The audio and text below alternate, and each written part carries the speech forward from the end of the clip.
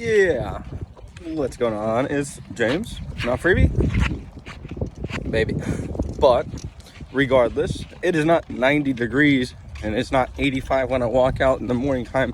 That means it's officially fall time in the South, or in Oklahoma at the very least. For all the sakes that there are, it has finally hit that time. I want to start with a channel update. I think what I'm going to start doing is like updates every probably 2 days based off the football. Since now it's Tuesday, Wednesday, Thursday, Friday, Saturday. It's a lot of football. And honestly, the Saturday this week is going to be treated, a lot of the slate is going to be treated a lot like the back half of last week, really. There's a lot of things that are happening around me. And so I got to kind of adapt to it. And I think it's just going to be easier to do a couple games, record, and then post it as the weeks go, like throughout the week, instead of making all one video. It kind of lets go of some of the workload I have to do in certain parts of the week. But we are here. Week 8, college football, and could not be happier. Still continuing to push through it. And we start Week 8 with Liberty, New Mexico State. Liberty taking out New Mexico State. I think they got alluded to Liberty and see what they'll do the next week and seeing whether they could roll it on. Well, let me put it like this. They did a good job. New Mexico State, I admit, has been pretty tough this season. They're no slouch. They're not going to be the greatest of teams and beat everybody. And Liberty, they've always had this level of competition, the fire that they play with. It really does show. They got the good bounce back ability. I mean, Ethan Vasco did not play particularly well. And Logan Fife did more than enough to put himself in position to, be there. And have an opportunity to win it in the end. But honestly, it's just a hard way to go out by 3 points, especially when you had a couple opportunities in the fourth to at least tie it up, send it to overtime, give yourself an opportunity to win.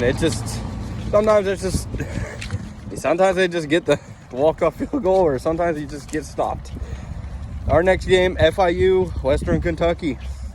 That would be Western Kentucky 6, FIU 25. The story going into this one was, Western Kentucky was a pretty solid G5 competitor. Only had one loss on the season and looked fairly all right. It didn't seem like there was a whole bunch of issues going on. And like games we'll talk about later, this is one of those situations where maybe the hype going into the game wasn't exactly what you imagined it being. At the end of the day, FIU showed up. FIU really did. It was a very good showing, especially by that defense. I'm not going to sit here and say that Western Kentucky's offense was like it was the greatest thing on whatever field that they were stepping on. But I mean, honestly, they had a very good record and a very good chance of at least arguing for an opportunity, maybe to sit there and be maybe in the playoffs, but most likely not. But at the same time, with losses like this late in the season, you just really got to be thinking about finishing out strong, getting that conference win, and then really looking forward to bowl season, not letting this entire thing crumple into a lost season, because there are times where that has happened in the past to teams.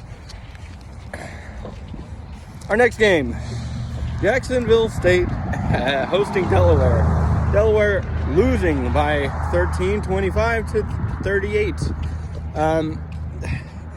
I think the reason why I watched this is because Delaware just transition to the FBS has been mildly successful over the last couple of years, or over the last year, or over this year, and they have not really been terrible. I mean, honestly, they've been pretty competitive with the competition they're asked to go against, and CUSA there's a bunch of teams there.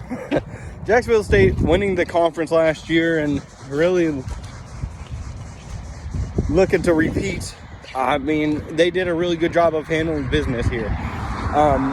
If you want to be competing for conference championships, you just got to take care of business against the teams that are just trying to figure it out. Delaware is definitely trying to figure it out.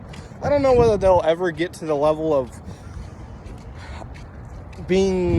competing for what they imagine being competing for, but I imagine conference championships and consistently winning is what they're going for. And really, the foundation and the culture is pretty well. I hear a lot of great things. They like to call them mini Michigan, and I mean, I like their quarterback. The quarterback had a game. That quarterback really did have a game. All right. Whew. So next, we got ECU in Tulsa. So before I tell the story of the game, I do watch a lot of these two teams, mainly because I'm not watching the Cowboys, Oklahoma State, and two, the slates that they're put in, the CUSA, the midweek, it does tend to lead itself to that. Tulsa really got to hand it to them. 41-27 was the final score, and honestly, from start to finish, it was just a slaughtering. I mean, Eastern Carolina has constantly proven to be very solid throughout this season. They've really tripped up a couple times, but ultimately they've had a fairly solid season. On the other side, Tulsa, sometimes these seasons are as good as they are. They're defined by one thing, and their season ultimately will be defined as, well, you beat the Cowboys and got Mike Gundy fired. Dang. I'm screaming. Well, as they like to say, I'm screaming. But, you know, if that's all you're here to do, Tulsa, at least you get to think about next year and whatever's ahead. This game was pretty fun to watch. I never mind watching a little bit of Golden Hurricane football. They're getting there. They got a while to go. They at least got a young offense that they keep repeating on every telecast ever, so you never forget about it. So the actual upset of the week, regardless of where it is, an undefeated Miami loses to Louisville 21-24, and everybody knows what I'm about to say. Carson Beck, 4 interceptions. Damn, that shit cray-cray in the bad way. Yeah, it was not great. I mean, sure, yeah, there was a little rush in the end, but ultimately, I ain't gonna lie, there was no opportunity. There was none for Miami. By time that they started to come back, it was a bit too late. And honestly, I had a strange feeling that maybe you would have seen one of those, another turnover-worthy pass down the field. A very turnover-worthy pass. One might say it could have ended up in another interception and had 5 on the day. You know, honestly, at this point, it's just, I think everybody start to understand the limitations of who Carson Beck is as a quarterback, and I think that it was really tested. He's not a great leader. He can't do that whole putting the team on the back. He can't. And even at Georgia, when he was asked to last year, it wasn't it. He's got to be set up in position ahead. He was not ahead. He was down 14-0 quick. And that's adversity, not something that he has particularly fought well against great in his career. Our next game, Minnesota and Nebraska. Yeah. See, I told you. I actually didn't say nothing, but I told you. Minnesota looked pretty hot. This isn't about Minnesota. We all know that. Minnesota had a great game. Drake Lindsey, pretty good. Darius Taylor, pretty nice. 148 yards on the ground. And they had made plays. Defense really helped them out. On the other side, oh yeah, you Dylan Raiola. You fancy yourself Patrick Mahomes. I mean, I guess you're right. You look like Patrick Mahomes if Patrick Mahomes, didn't play anywhere good. And only... My problem with Dylan Raiola is that he's trying too hard. Be Dylan. If Dylan is just a clone of Patrick Mahomes, he is nowhere close to the same level of talent. And I think that at the same time, part of being Patrick Mahomes young was that willingness to be daring and throw it wherever he needed to, because he had the ability to. But against Minnesota, it just kind of fell apart. So we're gonna move on. The University of Utah State versus San Jose State. 30-25, Utah State. No, I'm not upset.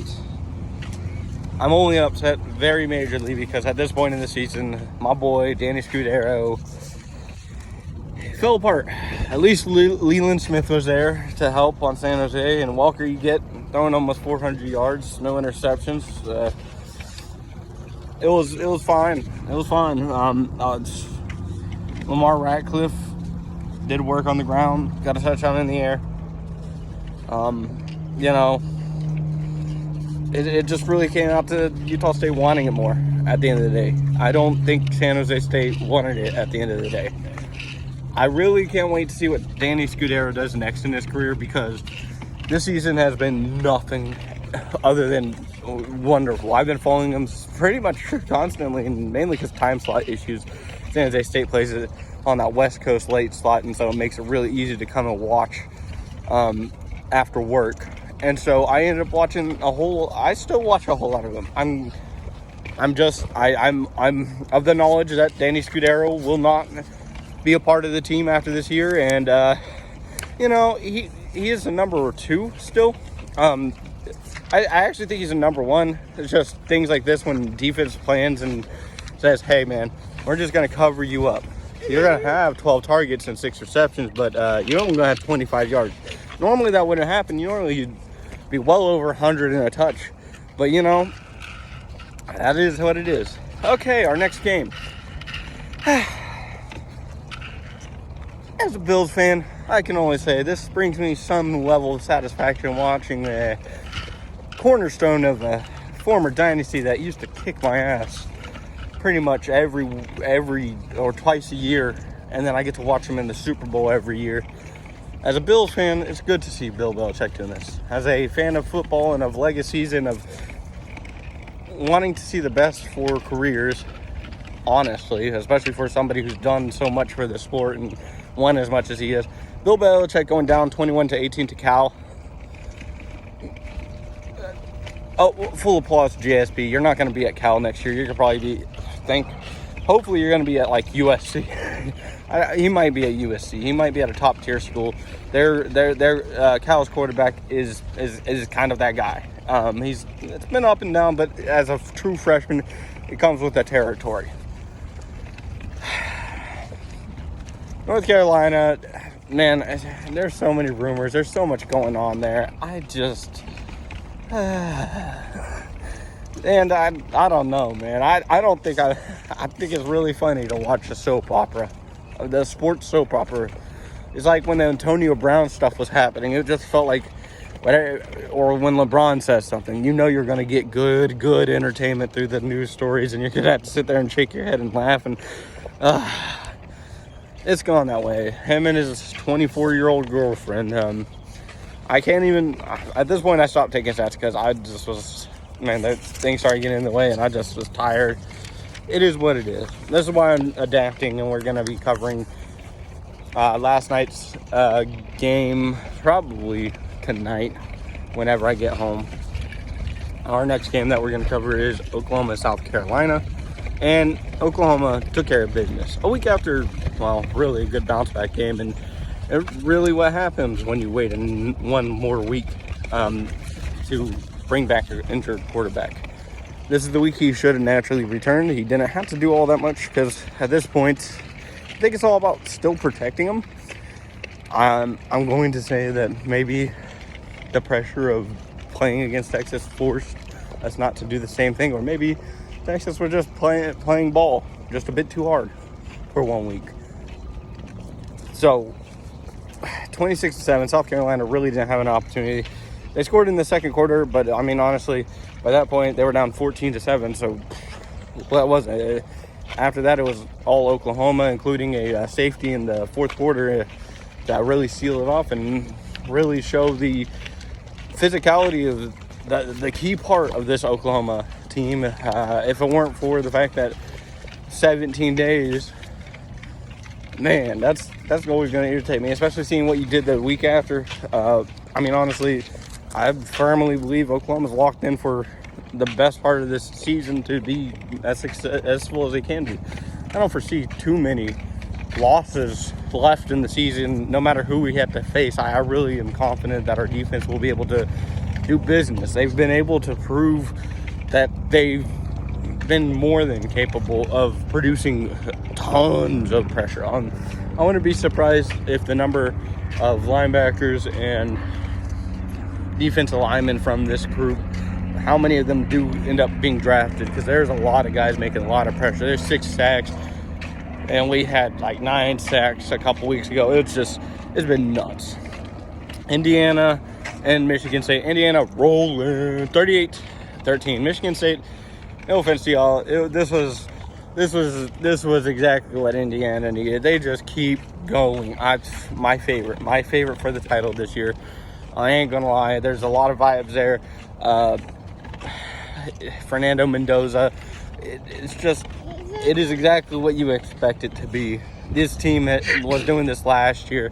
To think that they weren't going to do something like this year, look at it. It is just exactly what you would hope and expect them to do. They are not a Cinderella story, but like this is what happens in modern era of football. You get this. You get, I was going to say Texas Tech, but, BYU had something to say about that. Next one, Virginia, Washington State. Wazoo hung in there a bit too long. And Virginia's been playing a lot of close games, but they handle business well. They do it again here.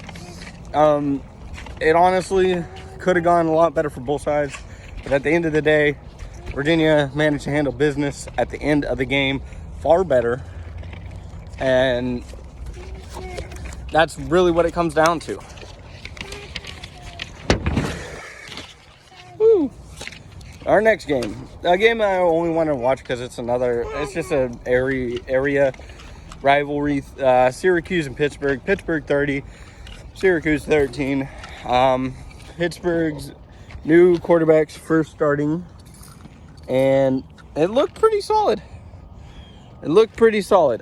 Pittsburgh is a pretty solid high-level ACC team, and I would consider Syracuse not on that same level. So this is exactly what I expect about this time of the season. I wanted it just because I didn't want to watch anything else. I should have probably watched that Vandy, Alabama, or Vandy and LSU game, because that would have been a little bit more appealing to what we need. New Mexico, Nevada, another 2-point game. New Mexico 24, Nevada 22, a rivalry, I think. Now, yeah, I mean, it's two states right next to each other. They went at it for the entirety of the game, and it was fun to watch. It really was back and forth action, and Nevada really just keeping consistent, really trying to make sure that they're consistently scoring, and it really worked out. Our last game. Dang. Here you go, bud. Our last game that we're going to cover this week, and then, like I said, probably later today, before I go to bed, I'll record a small little video. Probably, I might be able to cover more games that way, at least throughout the week, cover pretty much all the week games, just to kind of do it. I think last night was 27-28. I was just thinking about this. It was Louisiana Tech, and because they were at home. I forgot who they were facing. it'll come to me, and honestly, I'll just cover it later. But football is well into swing, and I'm gonna, like I said, my format changes is gonna be probably smaller, more frequent during the week, to combine 2 days worth of action, so I don't have to sit there and cover a whole bunch of games all at once. It's just gonna be easier to produce videos, and maybe even higher quality versions of back to the quality that I really want to be able to provide. But as the season goes on, as things get busier, I'll do my very well best to make sure that I'm still doing these. At least post them by later than Wednesday morning. As much as I want to get them out Tuesdays, Mondays, whatever. Hopefully with this adaptation of format, I'll be able to get out more consistent and still be able to cover, if not more games. We'll see. But until next time, it's James, not for B. Don't forget to tell your friends if they enjoy college football, if they enjoy stuff like this. Hit that like, hit that subscribe if you're new. Doubt. But enjoy yourselves. Peace.